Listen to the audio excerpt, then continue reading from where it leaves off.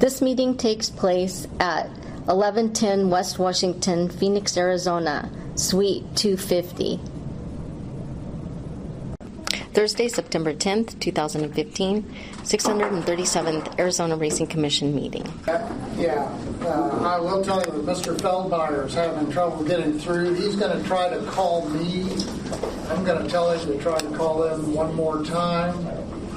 And if he can't, maybe I'll put him on my cell phone and put it on speaker or something. So.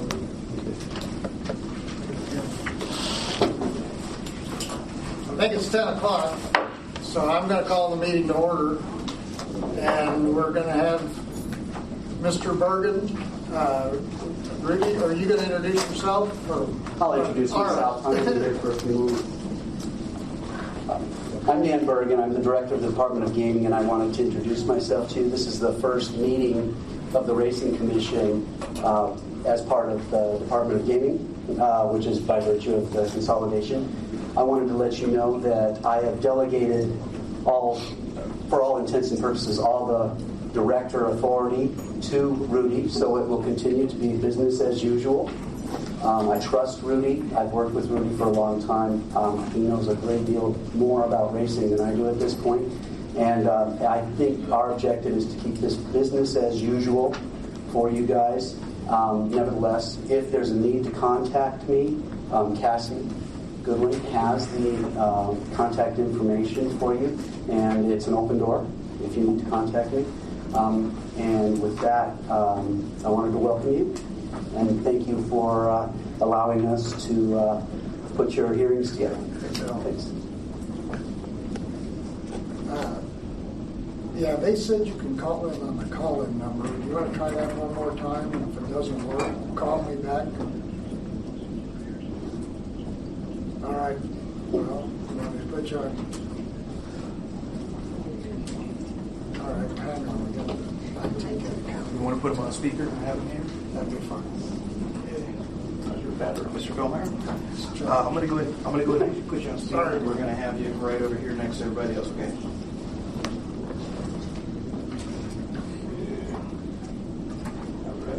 Mr. Feldmeyer, are you there? I'm here. Perfect. All right, Mr. Feldmeyer, go right ahead and actually, can you count to 10 for me real quick? You want me to count to what? Never mind, we're good. Just want to make sure we can hear you. All right, sounds good. Thank you. Thank you. Shall I go through that again for the benefit of the college? I'm Dan Bergen. I'm I'm the Director of the Department of Gaming, and I wanted to welcome the Commission to being part of our agency by virtue of the consolidation. This is the first meeting that the Commission has had while part of the Department of Gaming. I wanted to let everybody know that we're intending to maintain business as usual for you. I've delegated all the director authority for all intents and purposes to Rudy Casillas. I work closely with Rudy. I have a great deal of faith in Rudy, and I think he's done a great job and will continue to do a great job. If you need to contact me, Cassie Goodwin has all of my contact information. You merely need to contact her. And other than that, I wanted to welcome you and hope that you have a great hearing today. Thanks. Thanks, Dan. All right. Nice to have you. Nice to be part of your department. Thank you. Vicki, would you like to call the roll, please? Mm-hmm. Mr. McClintock? Here. Mr. Lawless? Here. Mr. Heupel? Here. Mr. Garay? Mr. Garay? Mr. Feldmeyer? Ooh, someone does. Right here. Okay. I think we lost Mr. Gray. I think we lost Mr. Garay, but we have a quorum. And we'll see if we can get Mr. Garay back. First item of business is to approve the minutes of the... By the way, I want to welcome everyone to the 637th regular meeting of the Arizona Racing Commission. We need to approve the minutes from the 635th. Does anybody have any questions? I'd entertain a motion. I move to approve. Second. It's been moved and seconded. All in favor say aye. Aye. Aye. Nay. Now we need to approve the minutes of the 636th regular meeting held Thursday, June 11th, 2015. Any additions or corrections? Motion, please. So moved. Second. All in favor? Aye. Aye. All right. And now we need to approve the minutes from the executive session held on Thursday, June 11th, 2015. Any additions or corrections to that? If there are none, I would entertain a motion to approve those minutes. So moved. Second. Second. All in favor? Aye. Aye. All right, we got that done. Now, following new business items are for status report, presentation, discussion, and possible action for the commission. Item number 1 is a notice of appeal to the Arizona Racing Commission or director's ruling to grant a racing license to Ron Sims. I think the first thing we're going to do is go into executive session and find out what our jurisdiction is over this matter, if any. Determined so far is that the commission does have the right to hear an appeal of the administrative law judge's decision. What we haven't determined is if Jerry Sims is an aggrieved party. So I'd like to give each side 5 minutes to explain why Jerry is or is not an aggrieved party to this decision. So, he should go first. Okay, so if Mr. Manning has something that he'd like to share with us. Council, Commissioners, thank you for the time. I assume we're not going to be arguing today anything about the merits of the appeal. No, Is that correct? I can be pretty brief on the aggrieved party, aggrieved person. That's an important distinction. It's aggrieved person. Clearly, TP Racing is an aggrieved person, an entity in Arizona under the laws. A person is an entity, can be an entity. And you know, one of the things I was going to tell you in my argument with respect to the merits is, and you probably don't know this as a commission, but Ron Sims has moved the court, has sued in court to dissolve TP Racing, to get rid of it. The only thing you'd be a commissioners for is the Pima County County Fair meet, which is 5 or 6 days. So clearly, TP Racing is an aggrieved person with respect to this decision. Monstrously aggrieved by the decision to give this guy a license. This guy has been, Ron Sims that is, has been dissociated from TP Racing. He's no longer a partner. In fact, one of the things we'll talk to you about is how in the world do you give somebody a license that has no partnership interest, no ownership interest in a racing or gaming matter. I mean, how do you give them a license? But that's off topic.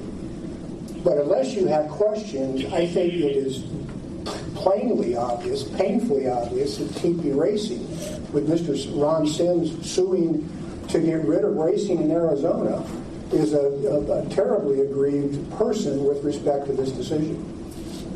I don't really have much to add. I think it's awfully plain. Is there anything more you'd like to ask me? No, that's it. That's what we wanted to hear. Okay. Mr. Grossman, would you like to give us your view of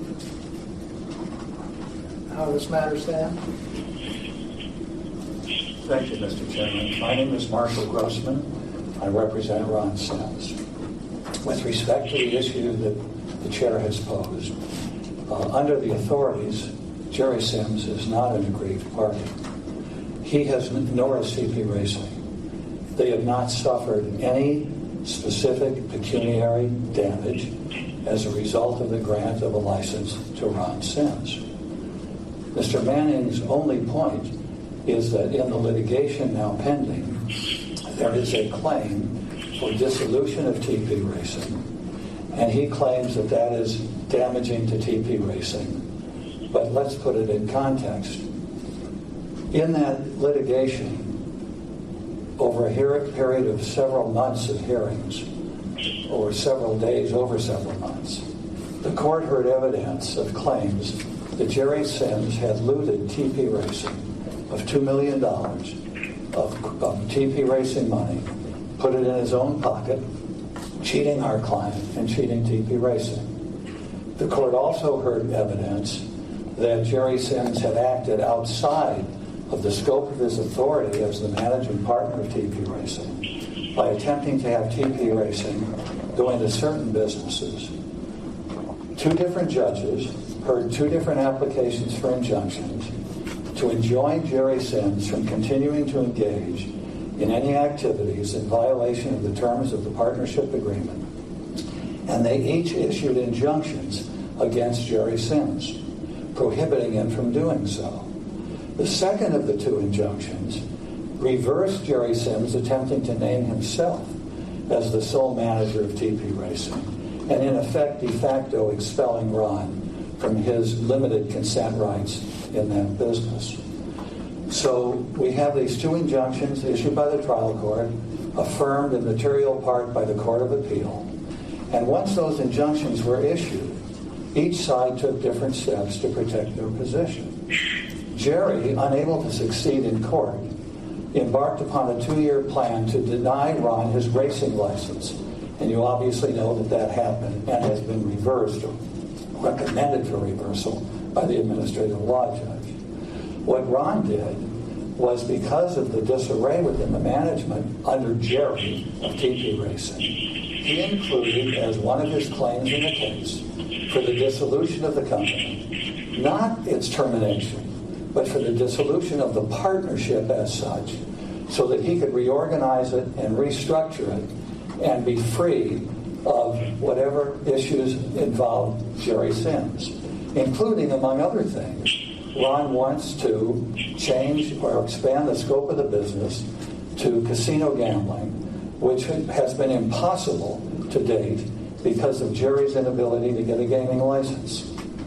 So rather than being an aggrieved party here, TP Racing has been the beneficiary of Ron's conduct in protecting TP Racing. 2 different trial court judges saw it that way.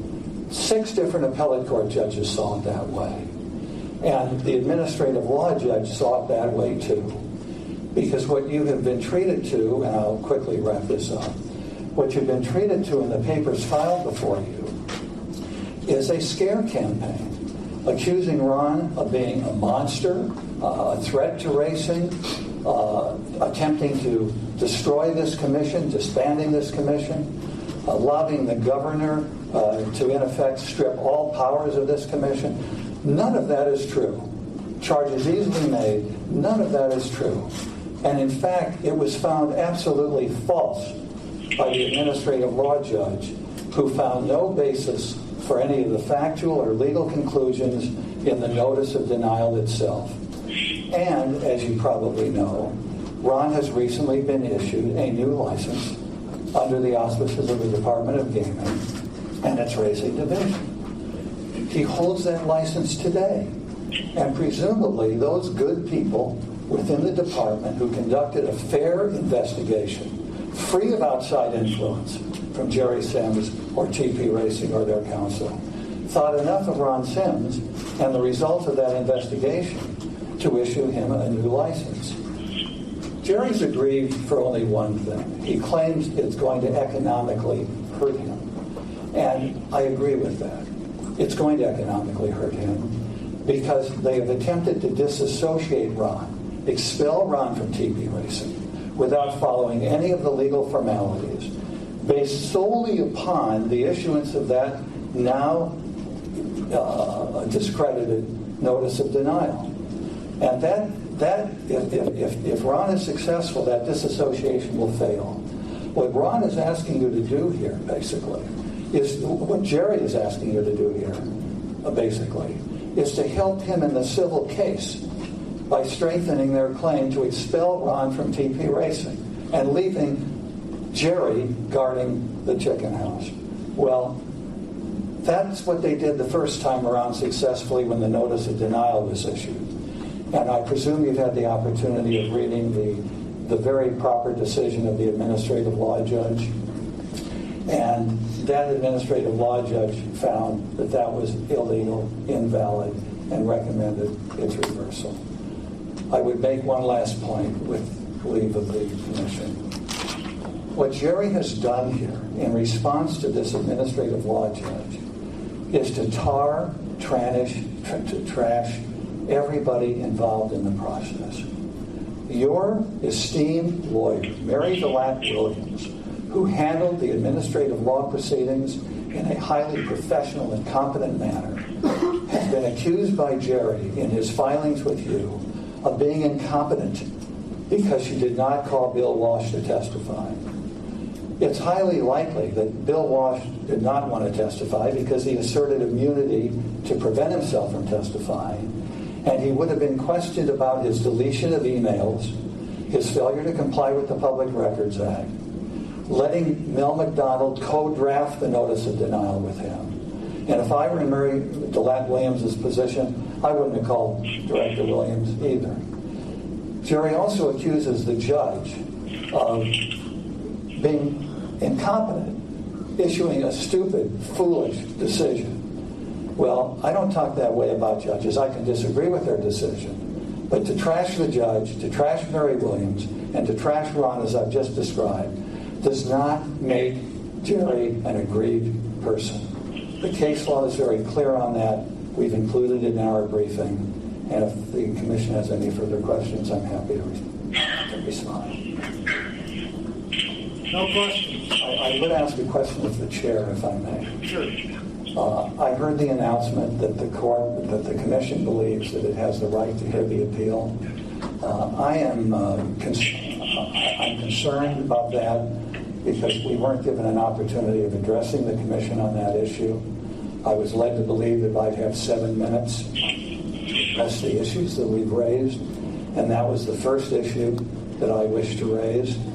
And I would ask the commission to give reconsideration to that issue so that we can present our position to you as to why we are satisfied that there is no jurisdiction, or at least urge that you do what the interim director Casillas did, and that is take no position on it. Don't get drawn into that fight. You have no stake in that fight.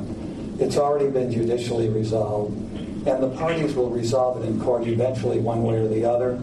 So why should this commission invest the time, expense, and run the possible embarrassment of being on the wrong side of a very fundamental issue when it doesn't have to take a position? Sometimes making no action is the best decision anybody could make, and in this case I think it fits here.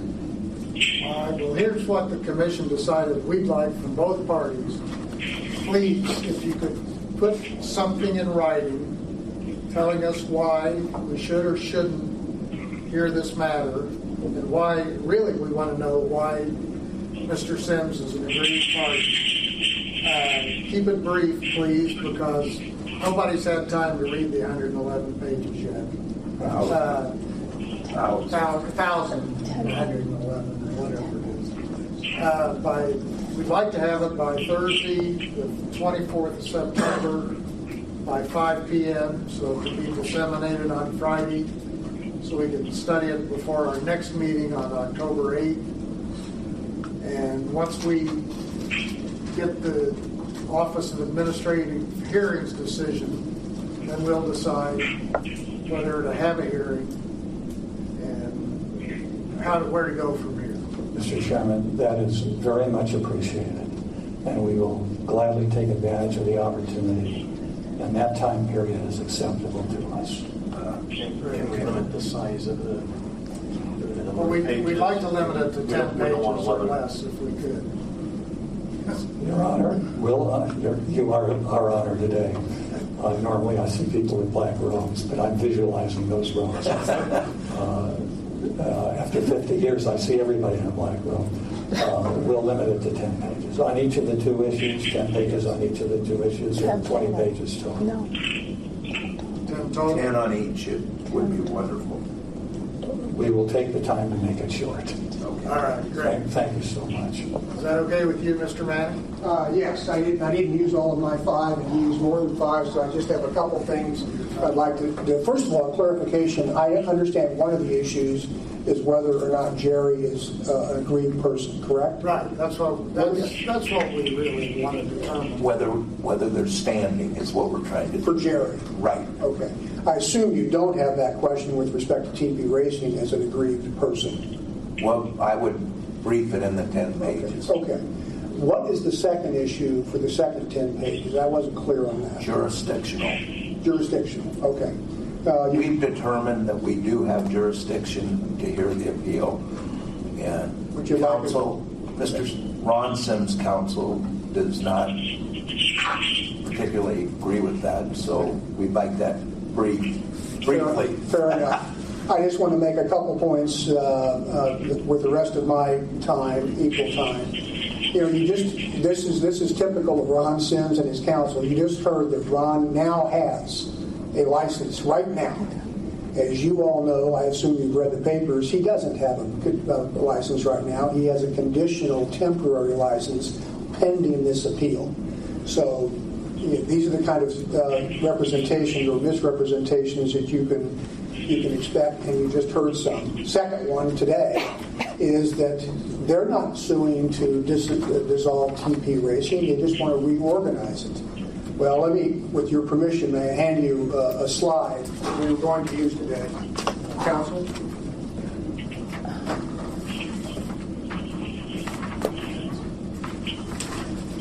Did you watch what?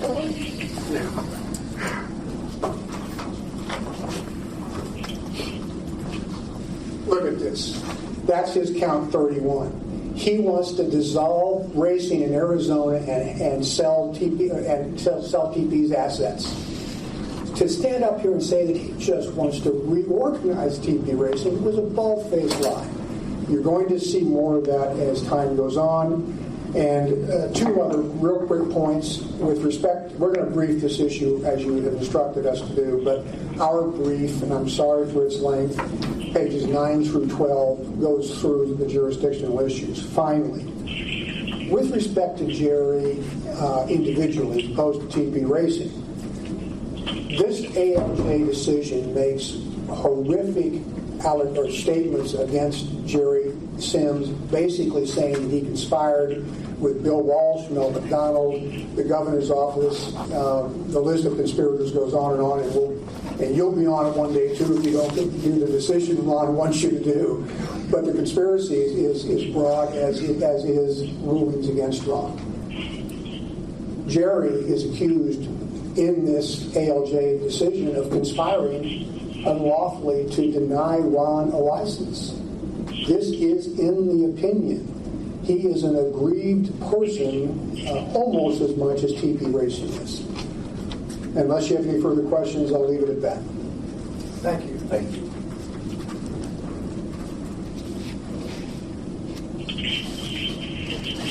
All right, well, I guess we'll look forward to seeing the briefs.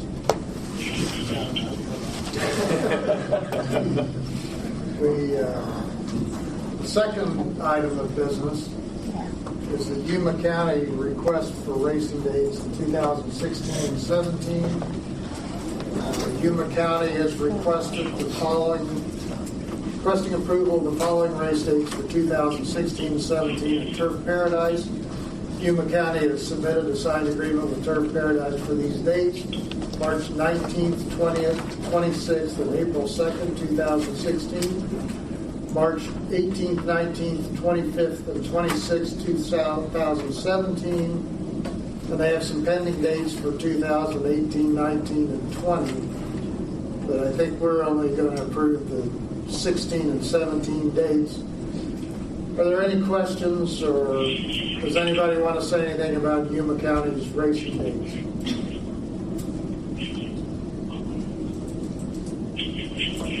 Well, I'd entertain a motion to approve these dates.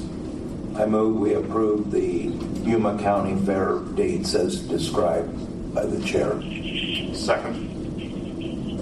All in favor, say aye. Aye. Aye. Okay, so the motion is approved.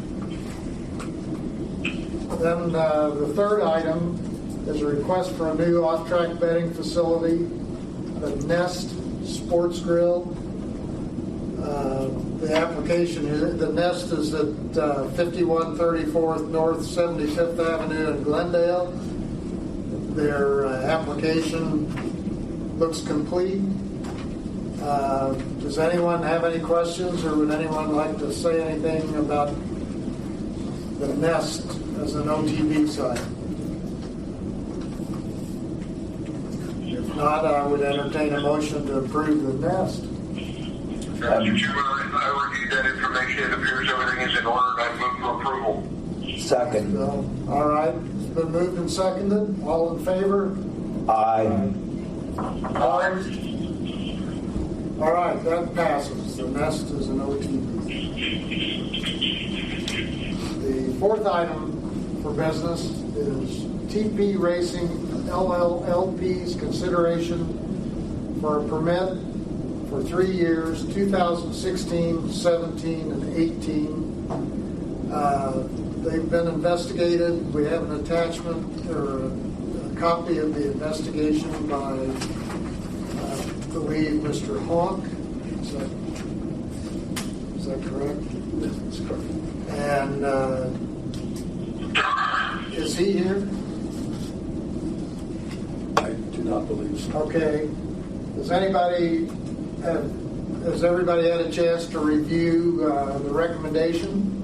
And does anyone have any questions about that?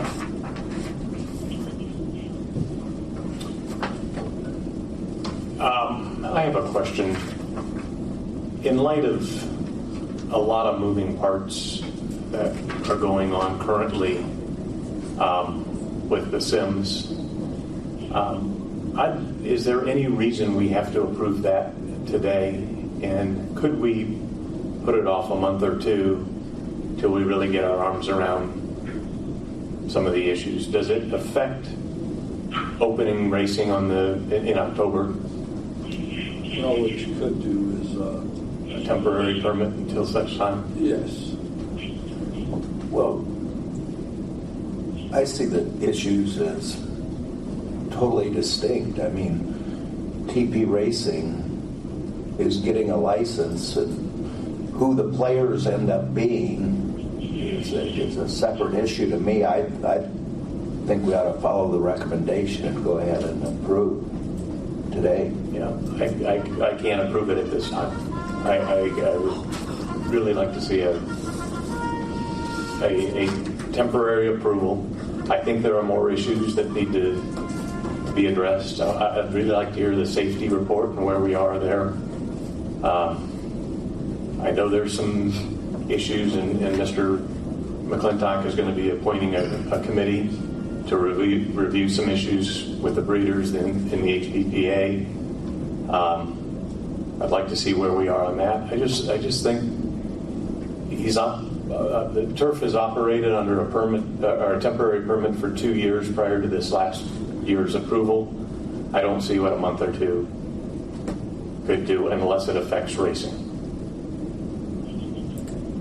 And so I move to postpone the decision on the permit 2 months in the November, well, that would be the October-November meeting, which is item B, new business, item 4. Do we have a second? Or any more? We have a I'll motion. second that, Mr. Chairman. But I would like to ask a question attached to that. I would, if it's all right. Sure. Well, I don't want to necessarily get locked into November. If it takes to December to get this cleared out, I mean, I'm all right with that. Okay. Why don't we aim for November, and we can always postpone it again at that time if all the materials Mr. Heupel would like to see are in. So we have a motion that's been moved and seconded that we postpone deciding on Turf Paradise's permit renewal until November. All in favor, say aye. Aye. Opposed? Nay. No. All right, it carries. It's 3-2.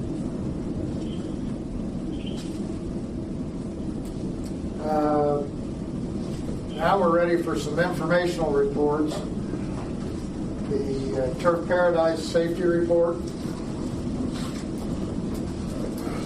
Mr. Thompson.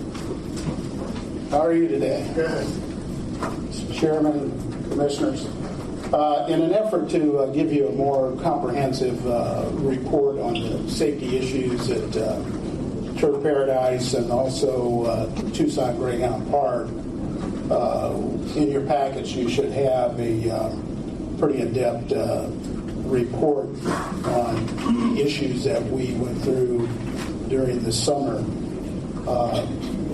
and listed as things that needed to be taken care of by Turf Paradise. Gary Bays, who was a safety steward working for us, no longer works for us. He's with the Washington State Racing Commission now. So I've assigned Mr. Juan Estrada as the safety steward to continue this process at Turf Paradise. So I'm going to let him come up and explain the points of interest related to the report. All right, thanks. Also, the next report will be the Tucson Greyhound report, and then I'm going to have Mr. Dan Reinerson, who's the chief steward, report on that. Okay. Thanks, Noel. Good morning, Mr. Chairman. Good morning, Mr. Casillas. I'm here to point out the steward report. The report contains items such as things that need corrections, recommendations to fix. Most of these items pertain to things that will influence the health and safety of the welfare of the equine licensees. With that said, I want to point out that Turf Paradise have been working with me. Everything that I've asked for them to correct, they have touched. Most of these, I gave them deadlines. Looks like they're way ahead of their deadlines. I'm pretty sure that before opening day, most of these items will be completed. One point I would like to bring up is the lighting system, which I'm pretty sure was brought up in a previous commission meeting. The lighting system was tested on August 17th during night hours.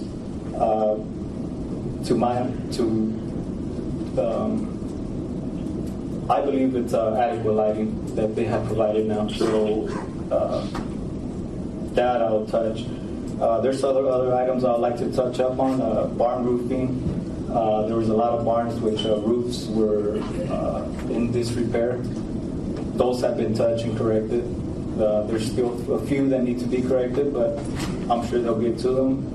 The air conditioning in the grandstand area, which we received complaints about.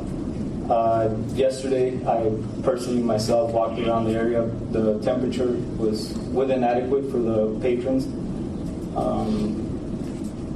It was hard for me to judge whether the air conditioning was unoperational or not. There was fans in motion, which leads me to think that they need to correct that issue. The cooling system in the test barn that is operated by our department veterinarian, that needs to be repaired, which I was informed as well that they're in the process of installing new units for that to correct that issue. And again, Turf Paradise continues to touch up with any concerns that I present to them. I have no complaints or any concerns that I'm sure they will correct the problems that I present to them. What was addressed on the lighting, just out of curiosity? What were new lights added? They added new lights throughout the track, which eliminate about 90% better than what they had in place before. The track and the backside? The main track. The main side, the backside, it will be checked on September 17th. Okay. Good. All right. questions, Kelly? Thank you. Thanks, Mr. Stroud. The next item is the Tucson Greyhound Park inspection update. So, Mr. Ryerson.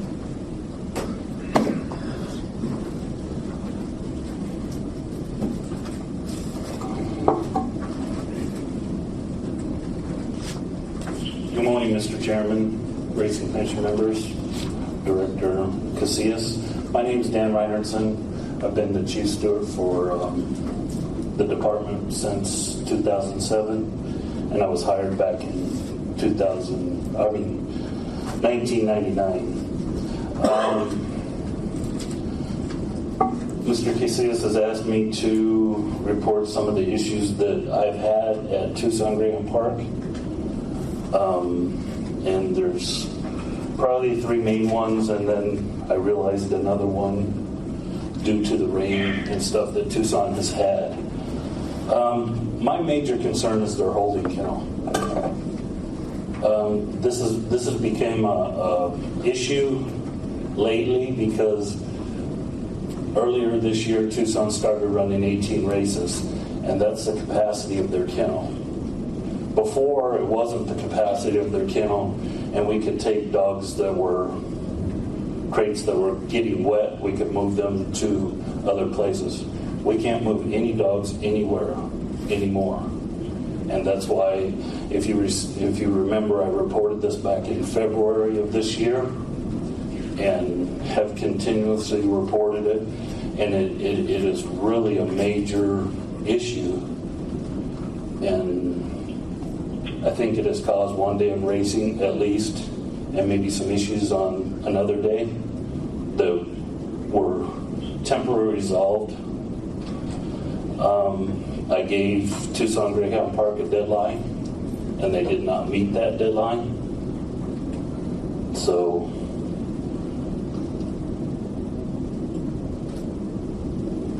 and another thing, one of the other things that I had was their infield. When the track surfaces go to the infield, it builds up the infield and makes it higher than the rail. So a lot of times the rail becomes the draining point for the water to go. And sometimes we have to wait several minutes before they bail the water out of the infield. And what I've asked them to do is get a front end loader and remove quite a bit of dirt because it's substantially higher in the middle, and it just causes for all kinds of delays. I did notice yesterday after I walked the track they have dug some trenches around, but that's just going to make it for more drainage to come to a bigger part now. They have found some drains that they didn't know existed, and they have opened those up. But what I would like for them to do is remove quite a bit of dirt from the infield. And then there was an issue with dogs entering the rail. What Tucson Greyhound Park has done is they raised the rail up 6 inches from the bottom, and they have made it pretty measurable around the whole track. So they have improved that for the safety of the greyhounds entering the inside of the track. But one issue that they did not address was their braking area. I had a conversation with Mr. Pop, and he said that the rail was gauged all the way around the track with the exception of the braking area, which is where all the equipment to stop the lure, so it's a lot heavier in that area, and in past it has collapsed. And what they did is they made braces that extended out from the rail, and there for a while dogs were running under that rail. The ones that did gain entrance to the middle of the track were running under these rails. They have since blocked it off on both ends so they can't run under it. But one of these days we're going to have an issue with that area being rusted out of it falling again. And I'll let Dale answer any questions he has for you, but It's rusted, so that's why they didn't gauge that part of the rail. And it's going to be an issue one of these days, and it could even cause a no race. And the thing that I did add, and I didn't add it into your thing, in the past I have said the grandstands were okay and it wasn't leaking. Due to, they've had severe rains, and I will say that the storms that have happened in Tucson, to their benefit, have happened overnight, before the races, or after the races. So they've been pretty lucky, with the exception of two performances. But on September 4th, I did walk the grandstands, and the buckets are back, and they're collecting rainwater from the grandstand area. So those were the main concerns that I had for the public and the animals. So if you all have any questions for me, please.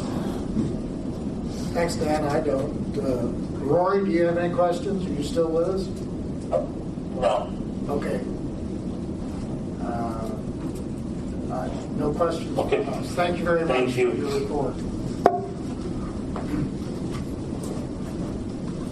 All right, and now Dr. Waterman's going to give us an injury report analysis. This is fast season at Turf Paradise, I assume. Actually, no. Okay. I should, you know what, assume. Yeah, I don't want to go there with that, but you know what it means. Yeah. Scott Waterman, Division of Racing. Director Casillas asked me to begin the process of analyzing the injury data that we've been collecting over really the past 2 years at Tucson Greyhound Park.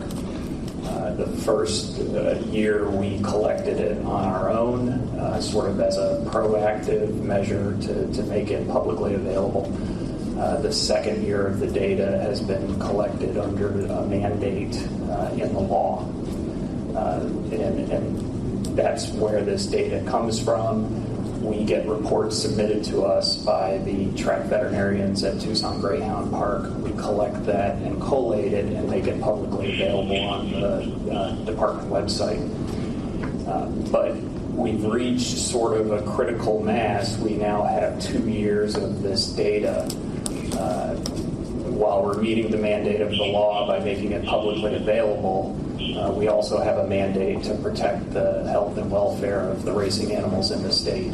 So the idea was, can we look at this data now? Can we analyze it and determine whether or not there are any specific actions that we can take as a department or Tucson Greyhound Park can take to reduce the number of injured dogs? In the report that you have in your packet, it's not 1,000 pages, but it's 14 pages at least. It's lengthy, it's detailed, it has a lot of charts, it has a lot of statistics, but it represents our first sort of stab at trying to learn what the injuries are, what the correlations are between these injuries and certain statistical things like the age of the dog, the grade of the race, the distance of the race, sort of taking our cue from the National Equine Injury Database that's been started on the thoroughbred racing side. They've had enormous success in collecting data over a long period of time and being able to identify specific risk factors that put a horse at risk for injury. The idea was, can we copy that with the data that we have to see if we can identify dogs that are at risk of injury?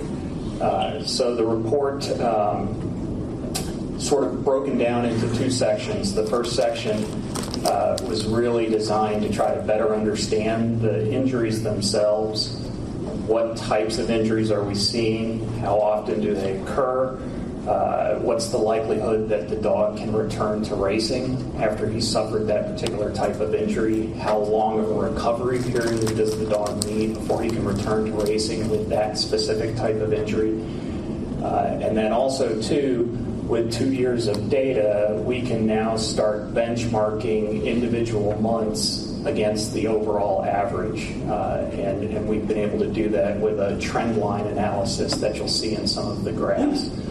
And I think sort of the take-home lesson of this section of the report is that the actual rate of injury as it's measured as a percentage of starts, which I think is the most accurate way of looking at this, appears to be holding somewhat steady over a 2-year period.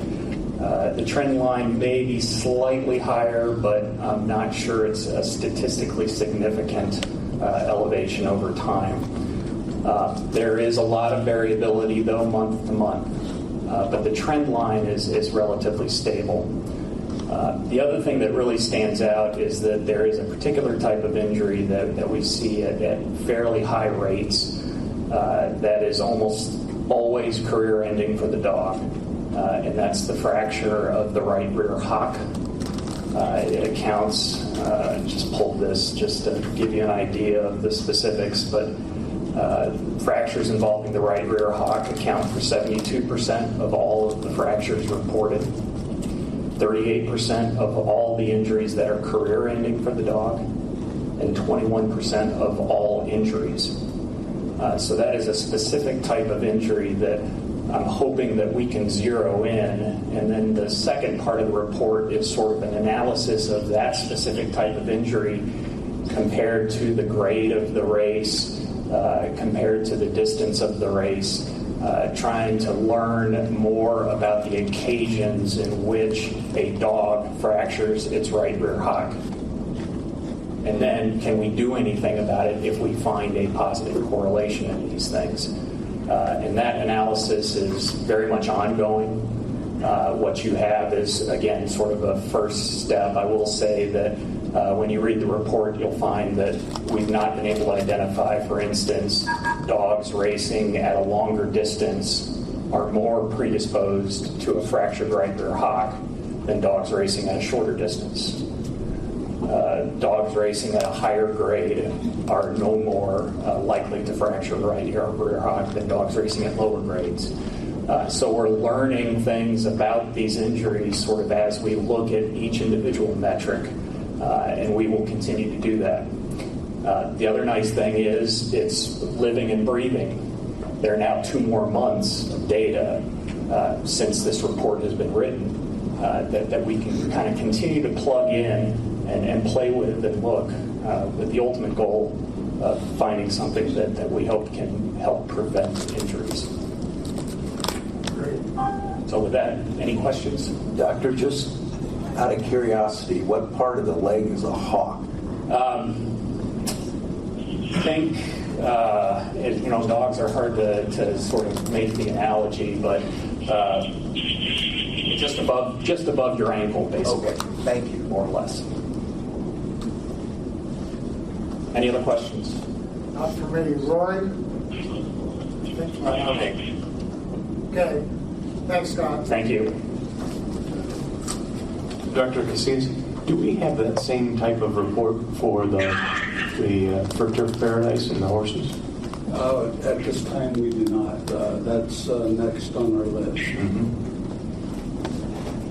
Okay, now we have an update on permits and process. Mr. Stiles. Commissioners, my name is Greg Stiles. I'm with the Department of Gaming. We have several permits that are in the process of being identified. We not only saw the Turf Paradise one today, but we also have Relito, which has been declared administratively complete, but there's a special situation on that. And I'll let Jay Wells elaborate on that, is that the racetrack still does not have a lease from the county, so they're working on that as well. In the future, it looks like there's a lot of interest in some of the county fairs running in 2016, having the Memorial de Compass finals. Right now, it looks like they're looking at Douglas, Safford, Sonoyta, and Duncan. So they're looking at maybe doing that starting first part of April all the way through May, which will return racing to a lot of the rural communities in the celebration. I see that as very positive for the industry. Also in the future, the 3 ADWs, Twin Spires, Express Bet, and TVG will be up for renewal. They've already got their applications. I expect them to be in real shortly. So that is my 2,000-page report. Thank you. All right. Racing regulatory and legal fees discussion. I don't know who's discussing that. I don't know if anybody wanted an update on that. Or why? Yeah, is that the RWA increase that we're? Well, let me just touch on that. The commission previously agreed and approved to the RWA increase from 0.60 to 0.85 through October 31st. Then it reverts back down. Mr. Chairman, I'm having very difficult time hearing. Okay. And it's the speaker system that's causing it.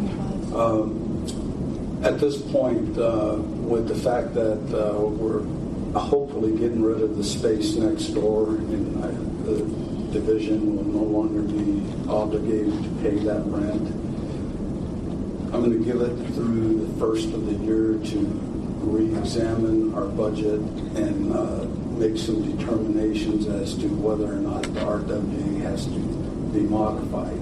But at that time, I will notify the commission as far as our review where we stand with the budget. But it will drop off as of the end of October 31. November 1st. November 1st. Go back to 0.6. And regarding legal fees, the department was experiencing budgetary problems due to legal expenses and attorney's fees, which I think everybody's well aware of. A few months back, I contacted risk management with the state government, asked for some financial assistance, which they were very willing to assist the department with. They made some payments for those legal fees and kind of got us out of financial crisis. So right now we're okay. Good. That's good news. All right, the next item is an update on the subcommittee that Chairman McClintock appointed to discuss the Breeders' Awards. Thank you, Bill, for asking for that. I initially decided that we'd have a 7-person committee.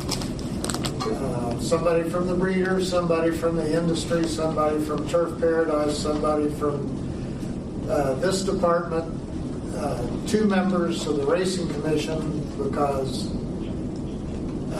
that's all that could be on it without violating the open meeting law. And I don't know if I said somebody from the public or not, but right now, the very most interested parties, I've talked to 7 or 8 people who I think are intelligent members of the betting public. They didn't have any interest in this. Kevin Owens is interested, Jerry Sims is interested, and Lloyd Yother are interested, all for very important reasons. So I don't know, originally Rory was going to be on it because he represents the dog racing community, and Dave Heupel because he represents the horse racing community. I've kind of come to the conclusion that maybe I can be on it because I'm the chairman and because I've been on the commission the longest, and I'll represent the dog interest, and because Dave is a new member who represents the horsemen, I'd like to have him on it, but make sure that he gets up to speed on exactly what he needs to know to represent the horsemen the best way he can. So We have not had a meeting. I know there have been some meetings between the HBPA, the Horsemen, the track, the HBPA. I don't know if they've ever had a joint meeting, but Mr. Sims was in California for 3 months, so he wasn't able to meet. I've been in and out of town. I know Lloyd's been in and out of town. So hopefully we can start having some meetings. I asked Greg to be on it, but he's been busy with the combining of the two departments, and I think he has a lot more. I really think the interested parties are Kevin, Lloyd, and Jerry, and I think it's kind of up to them. I know I've talked to Lloyd and Jerry, and they both seem to be willing to have their lobbyists meet with the legislature to try to get the original grant of $1.2 million back. I think that's where we are. We're working. Obviously, there are lots of things going on right now, but one of the items we need to get is the Breeders' Award reinstated. So that's kind of a long way of saying we haven't done a whole lot yet. But now that the meet's getting ready to start and everybody's back in town, hopefully we'll be able to get everybody together and discuss this. I know there are probably questions and comments, so I'll give you guys a chance to say something if you want to.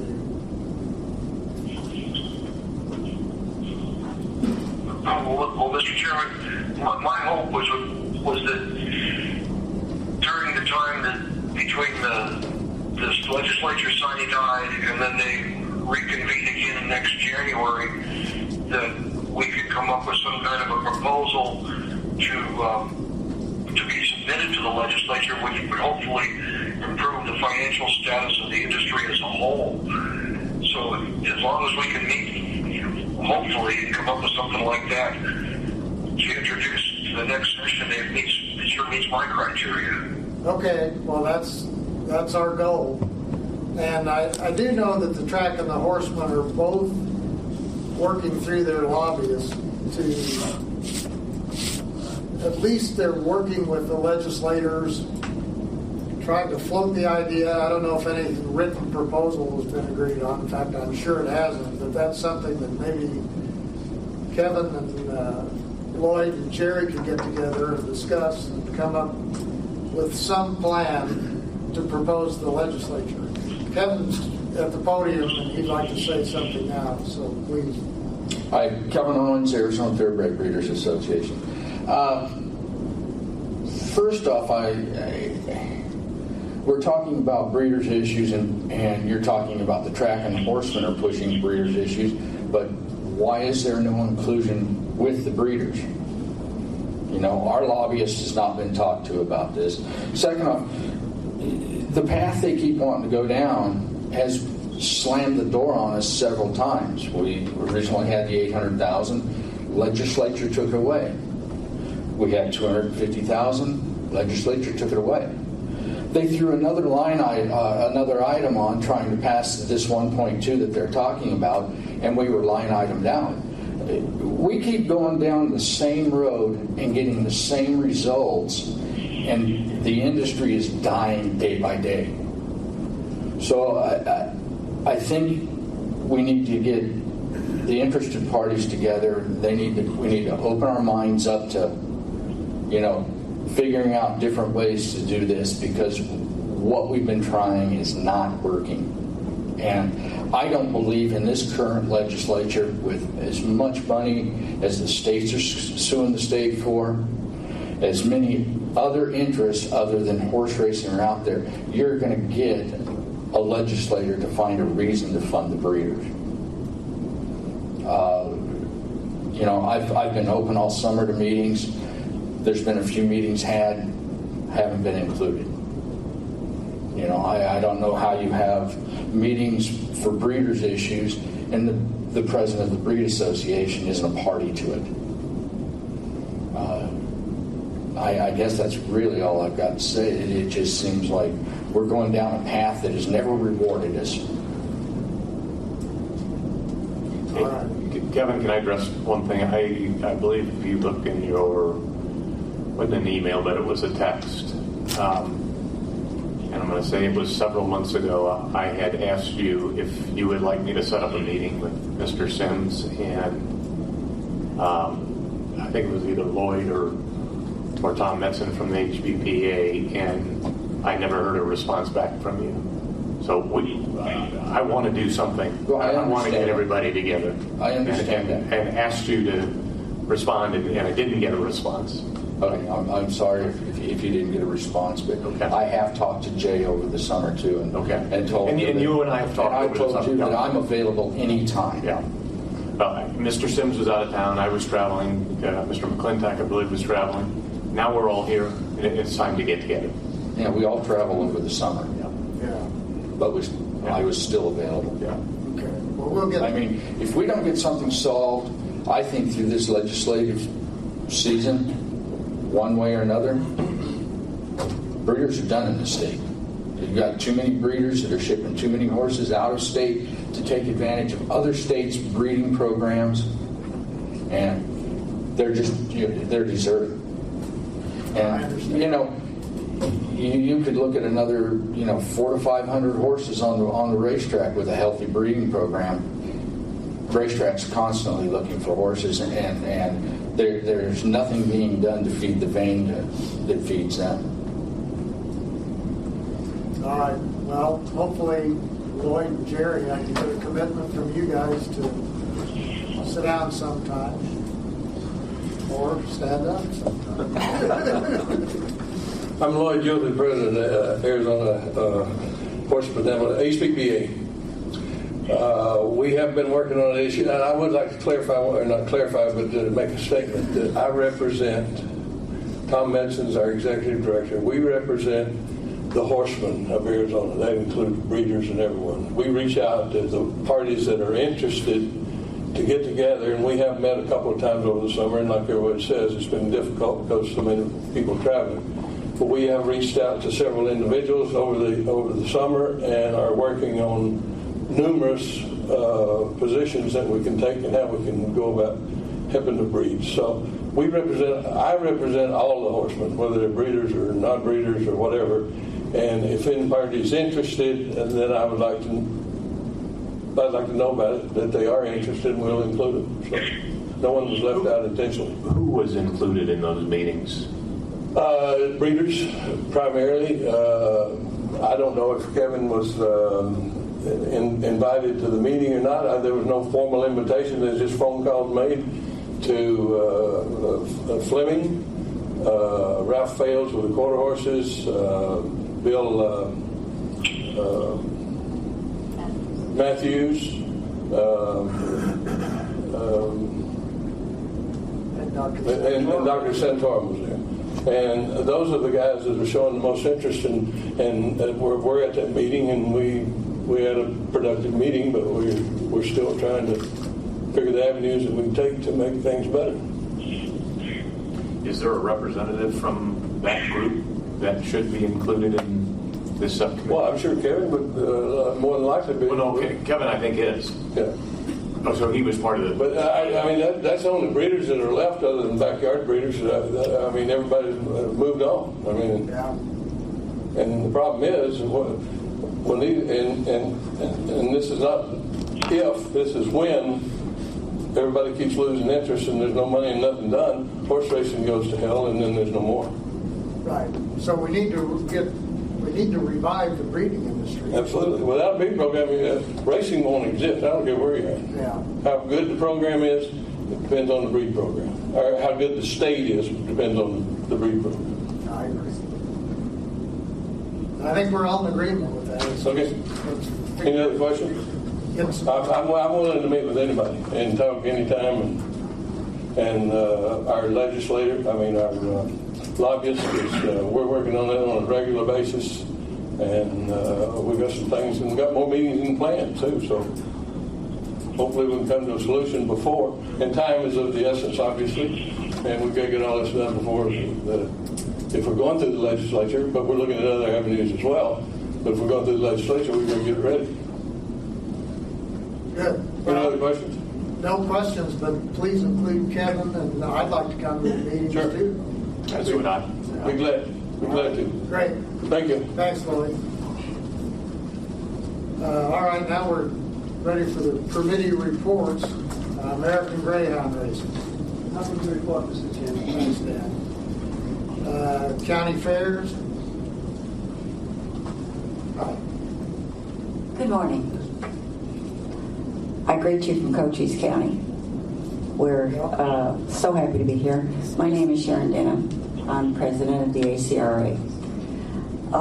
I have been the race chairman at Cochise County Fair Association for almost 20 years now. Also a breeder. Can I do a commercial? Thoroughbreds, quarter horses, very fine stock, and we're still there. But as an aside from ACRA, because I am a breeder, I definitely want to be a second and a third with Kevin and Lloyd on that comment about the breeders. The last 10 years have been brutal for us. And if it weren't for the fact that we don't have a mortgage on the place. And that's really the reason that we're still where we are. But to be able to think about bringing someone else into this state at this point in time to become a breeder of racehorses is a far conclusion to failure. That's not going to happen. We are very, very much interested at ACRA in this very same issue and would certainly welcome an opportunity to sit with this group as well, because we think we represent horsemen from all over the state, not just in the certain areas. And there are some horsemen out there that really would like to take this on, but because of the financial risk involved, they're simply not going to be doing it. But we're interested, and we would like to be a part of that if we can be. Okay. Let me move on with this. We have 9 member counties out of 15 that are currently members of ACRA. The purpose of the reorganization of ACRA in 2013 was to revive county fair horse racing for all the member counties that currently have viable tracks. Now, we have a lot of member counties that are actually members, but it's to their benefit to do that, because if they're able to contract dates to the commercial tracks, then even without tracks, it's a benefit to be a member of ACRA. And we encourage counties to do that. It helps the county revenue.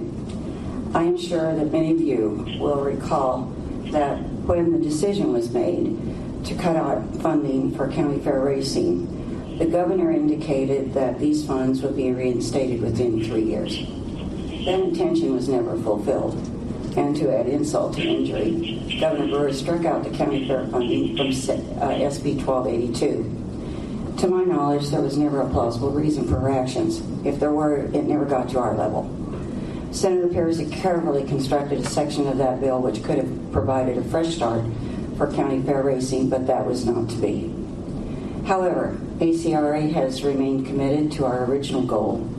In January, ACRA opened a series of conversations with a group from Tucson, the El Modo de Compas Foundation. This newly formed group is a nonprofit foundation affiliated with the Southwest Folk Life Initiative, a 501c3 nonprofit organization based at the University of Arizona.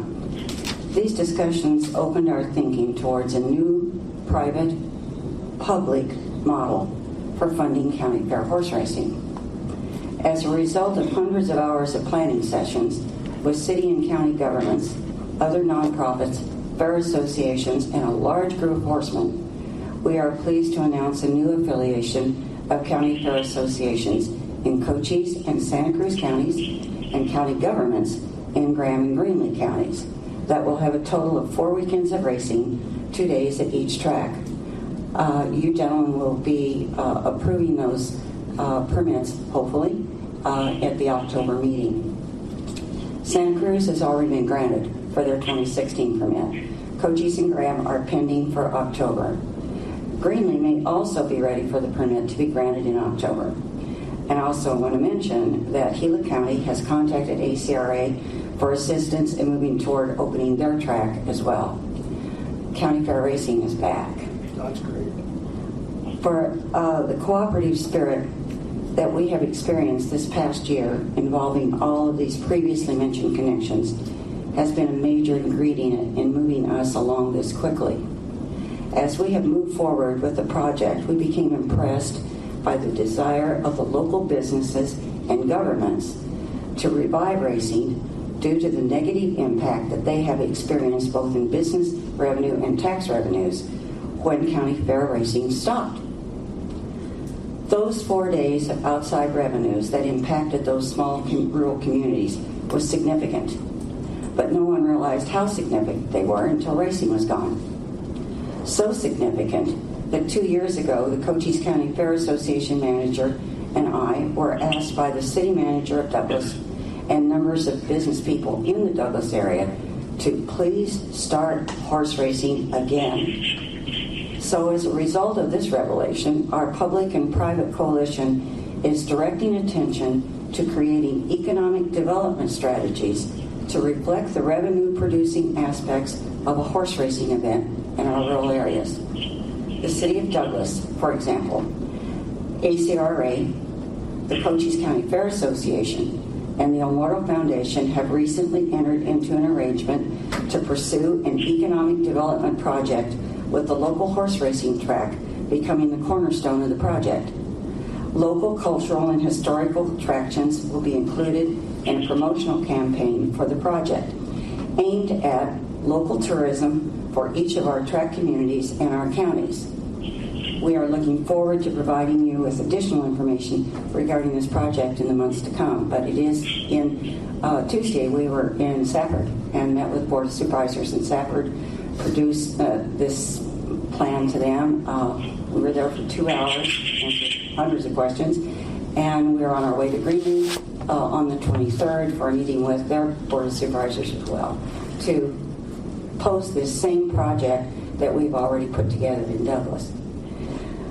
We appreciate the information and the cooperation that ACRA has received since the reorganization of the Department of Racing. I particularly want to thank Greg Stiles for all of his help and his support. He's been great helping us through this process.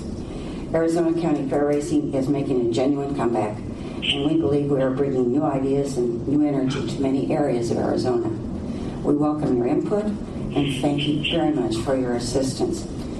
And if you have questions for me, I will be glad to answer them. I don't have a question, but I'd like to make a comment. It makes me think about our past Commissioner Bert Krugler, who loved the county fairs and couldn't wait till you guys came back. So Bert will be happy.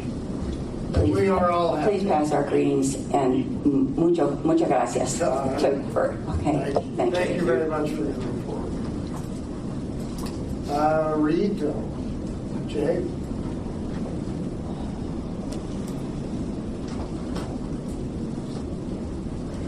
Good morning, Mr. Chair, Commissioners. Jay Wells, I'm the president of the Rito Park Foundation and also Rito Racing. We've had quite a summer. I think that most of you know we finished our first year of actually producing the racing at Rito Racetrack, invested some $300,000 plus into the facility under the a 3-year lease agreement that we had with Pima County. And part of that agreement was that the county would reimburse us for all non-racing related repairs to the facility, as well as we had to agree to let them relocate the barns from the west end to the east end and to make room for 3 additional soccer fields, which we supported. As a member of the foundation, our goal is to have the entire park be a multicultural and multi-diverse community asset and not just soccer or just horse racing, which, if you probably know through the history, has been the big loggerhead fight there.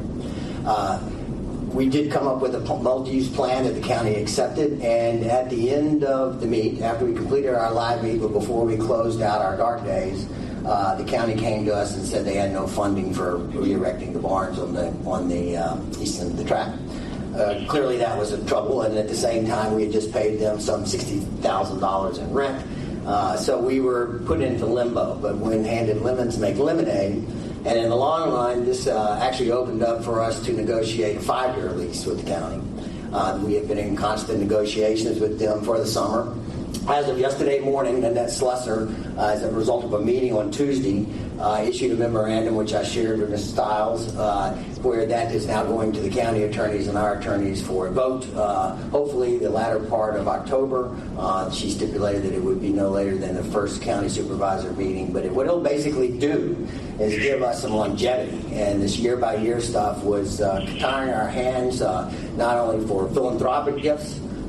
Clearly, no one wants to help give us money to build barns if there's only a one-year lease, but also the marketing side of it. So we have been blessed to have what comes along with being a commercial track, and that is the share that Turf Paradise and the dog track share with Rito Park from the Pima County wagering. But as well as we've been a beneficiary of a $250,000 a year grant from the Martin Foundation. We've received 2 years of it. That got us going. The third year will be in next May. We'll receive that additional sum. And so the idea to be able to work with some of our business partners to make long-term marketing contracts, advertising contracts, but will let us build purses. Let us make some improvements to the facility, and the trade-off with the county is that the Rito Park will actually convert into a Pima County attraction. What that means is, like the Desert Museum or Pima County Air and Space or Pima County Fairgrounds, in fact, that latter example is the template for our agreement. It's $10 a year. We will pay no rent to the county. Basically, we are able to make private contracts for not just construction and renovation projects, but for any type of maintenance, marketing contracts, etc. So that is going to basically take the track out of its long-term stranglehold and give us the opportunity to see if it'll really work. That is a huge move, and we are grateful that Pima County was willing to listen to our proposal. And as I said, as of yesterday morning, in fact, I still don't quite believe it, but having said that, it looks like it is moving forward. We've kept Mr. Stiles apprised of the fact that our permit process was in limbo due to these lease negotiations, but we do think that that's turned the corner. I did share the documentation with him, and so if you're interested in that, you can do that. I'll provide that to you, or you can ask me any questions. Anything for me? No, I just wanted to say I'm particularly happy the way you guys worked with the U of A racetrack industry program, and I hope that relationship will continue this year. It has flourished. As a matter of fact, they have actually built into their curriculum 2 courses through their business department at the racetrack management program. And in essence, one of them is an analysis of the financials, and the second is where the students, and for those of you that aren't familiar with the program, I mean, we're talking about some typical college-age kids, but a lot of the people that are in the program are actually second career people, and so there's some expertise in financial statistics, etc., that we rely on. As a matter of fact, Mr. Chairman, you might consider the University of Arizona as the source for the Breeders' Awards. They have been a great source for us to get benchmark numbers, etc.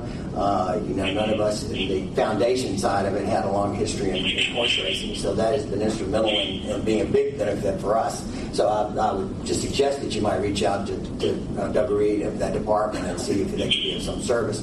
Their ties to the racing industry nationally is huge. And it always is a bit of a surprise to me how little underutilized they are here in Arizona for our horse racing industry. So I would remind you that they can be a great service. I think that's a great idea. In fact, Kevin suggested that to me, and I neglected to mention that earlier, but that's something that we would like to have them involved in. Yeah. I was actually at the University of Arizona last week, and Doug told me that he got a call that Bob Baffert is actually going to attend the Utah game. So there's a reason to go to Tucson if you want to see Bob and congratulate him. And we're trying our best to get him to come over and do some signature signings, etc., on behalf of Rito Park. But we think that this is a segue to the future that we've been working for. It's been a tough road. It's been frustrating, and because of the history and the contention that existed at Rito Park, there were lots of walls that shouldn't have been still stood that did, and we're knocking them down. We're excited about the opportunity. A long way to go. I want to make clear that we are in that tipping point to where the future could be ours, or I know we've had a lot of backlash just recently from some of the folks that wanted horse racing to go away, but our job is to make sure that flourishes. Any questions? Thank you very much. Thanks, Jay. Dale, Tucson Greyhound. Good morning, or afternoon now. Dale Pop, Tucson, Greyhound Park. Just want to take a few minutes, if I could, and address some of the issues that we're facing at Tucson Greyhound Park regarding repairs. Obviously, the track has been there for a long time. I inherited a lot of problems that existed before I got there, and we are trying to deal with these as time and money permits. Got actually three main issues that we're kind of dealing with right now in regards to coordinating with the state. The break area where the lure actually stops, that has been extended. You didn't notice it? The extension was put on that. So now all the way around the entire track, the opening has been closed to a 9-10 inch gap that protects the animals better. So that issue has been addressed. I'll point it out on tomorrow. The biggest issue we've had has been the paddock roof where we house the dogs. You may not know the procedure. All of the dogs are brought in at the same time, basically 5:30. All of the dogs are put in the cages. As they race, they come from the cages, go to the track, and then they go back to the respective kennel. So there is a period that we're filled up as far as the crates that are available, which a race takes basically 9 minutes with the post-parade, if there is one. The point I'm getting at is from the time we're completely full until the time we have room to be able to move a dog if we need to, it's approximately 25, 35 minutes at the most. We're kind of filled up for 30 minutes. So, but the point I'm getting at, originally the owners of the track thought that this paddock roof where the dogs are housed had been replaced basically 6 years ago when they had a fire. Well, it took a little bit of time to make them understand that no, this hasn't been fixed. This roof is very old. I now have gotten the approval to spend the money to get the roof fixed. That happened July 7th. Well, the state has been fantastic. Mr. Reinertson has been fantastic in working with us, whatever instance happens to come up, and I do appreciate that. But at a certain point, we were 3 weeks away from roofing work, and they are starting on it this Monday, a few days from now, so that's a good thing. But at a certain point, Mr. Reinertson alerted us, that's it, we're not working with you anymore. Any rain falls in the paddock area, we're shutting it down. Well, I kind of had a little bit of a meltdown and did apologize after the fact. A little bit frustrated knowing that we're that close to not just fixing but replacing the roof. And we're now going to possibly lose a performance, which will obviously make us go backwards as far as generating revenue to fix things. Not good for the trainer. So I was a little bit frustrated and had a little bit of a meltdown, which, again, apologize for later. But anyway, short story. Paddock roof is, all goes well, knock on wood, whatever you want to use to describe it, Monday should happen. Should be a 2-day process, so hopefully this will not be an issue going forward. Another issue, and again, all of these items that we are in discussion with Mr. Reinertson and the state, they're true. The place needs a lot of work, but I can't, money-wise, time-wise, I don't have the staff and the facility to be able to fix it all right now. So I have to ask for patience.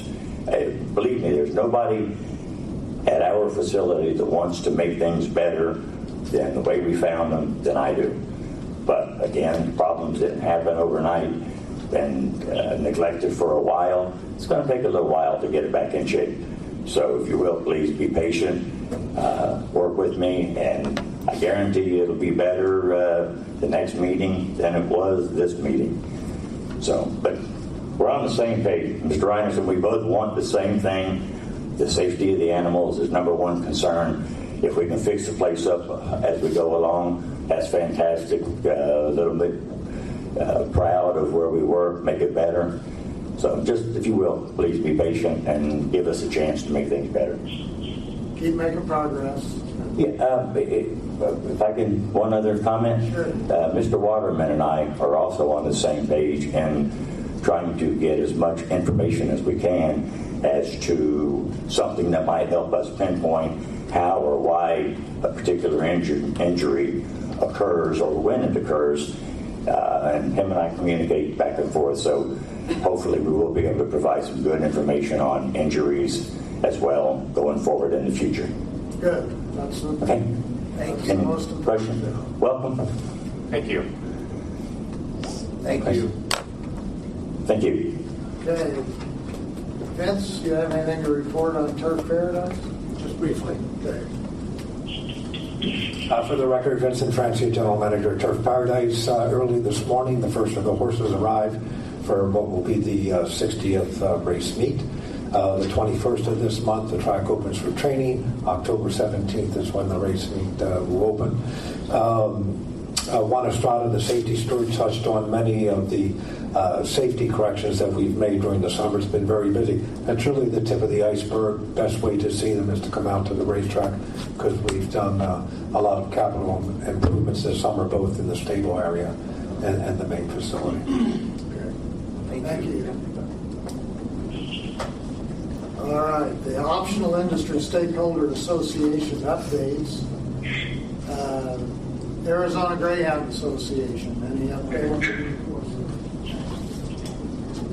Arizona Quarter Horse Racing? HBPA? Nothing to report.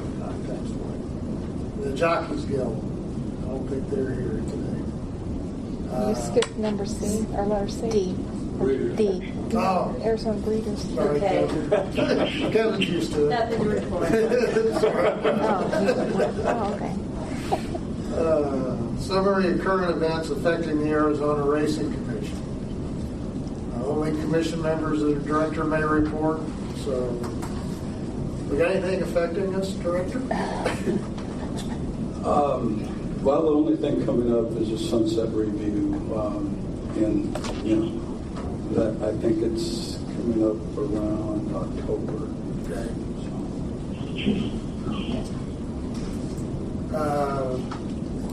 And are there any matters that need to be identified to be placed on future agendas other than matters we've already talked about?